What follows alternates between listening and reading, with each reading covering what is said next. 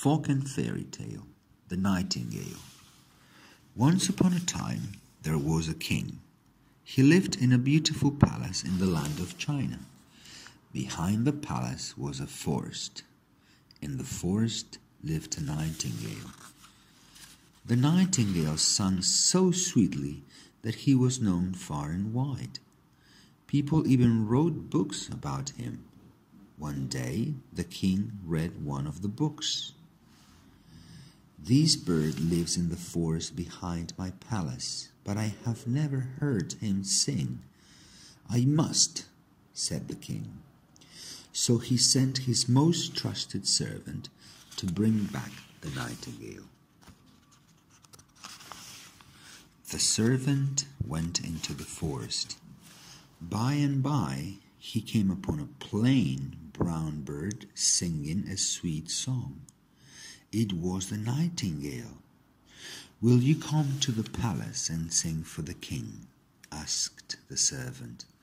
"Of course," said the nightingale. At the palace, the nightingale sang and sang.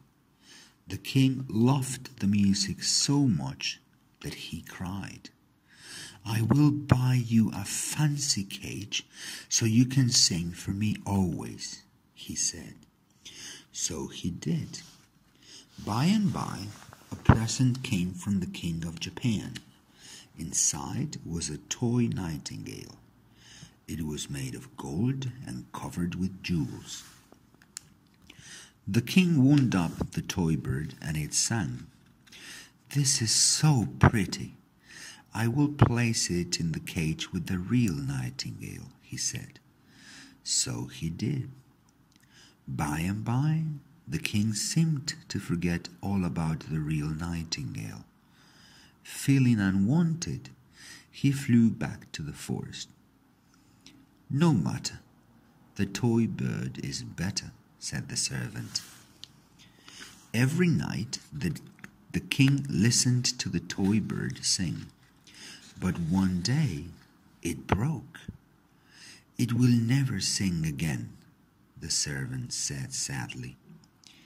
Years passed and the king grew very sick.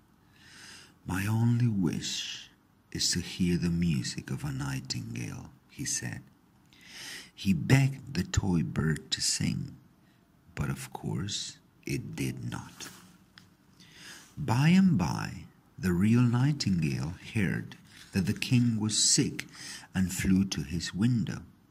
There he sang a song so sweet that the king was quickly healed. "Dear nightingale, you made me well. Come back. I will throw away the toy bird. Then you can live in the cage all by yourself," said the king.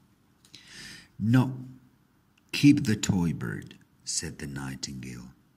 "I like the forest, but I will come to your window every night to sing." So he did, and his sweet music brought joy to everyone in the palace forevermore.